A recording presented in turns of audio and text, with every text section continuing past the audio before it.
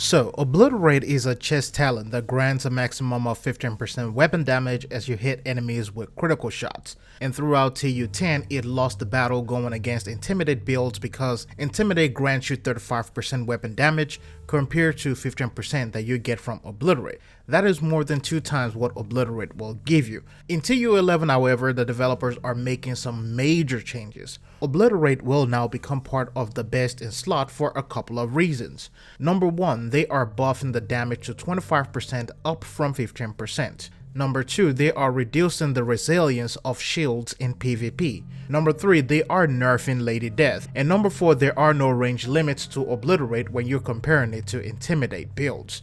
This means that you can burn enemies a lot faster, you can get shield rushers before they even get to you, you will be able to easily burn down bonus armor whereby nullifying the power of Intimidate, and of course you don't have to be in range. They are also nerfing Lady Death. Like I said earlier, they're nerfing the bonus from 75% to 50% in PvP.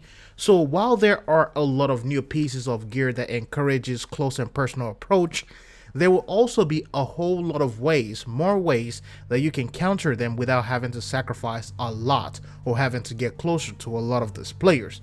And considering that mod slots have also been reworked, you can put all crit chance mods on all 3 of those slots, so you're able to easily reach that 60% cap without having to re-roll your slots. So assault rifles will become even more viable when it comes to PvP. This also allows a lot of older exotics like Chameleon or Chatterbox. It gives them time to shine in this new sandbox and be able to capitalize on that 25% change. Now, I have mentioned in a recent video that Title Update 11 is going to do something great for build diversity. And I'm not just talking about one crazy powerful build either. I'm talking about numerous builds and things that people can do.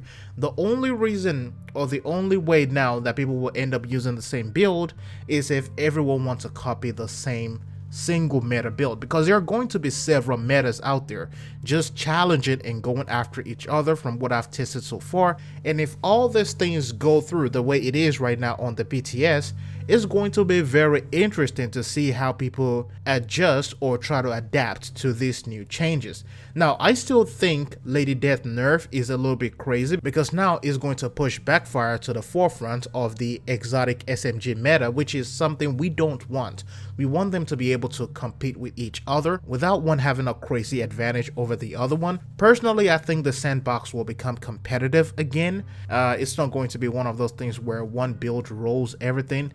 Now, there are still going to be some outliers out there, but there is going to be a chance for the average or the casual player to be able to pick up something, make an easy build, and still be able to go against people who are running stacks or meta in PvP. Not that you will have a chance against stacks anyway, but you will be able to do something. Now, do you think the Obliterate buff and some of the crazy nerfs here and there, do you think they're going to shake things up, make the game a lot better in terms of sandbox competition?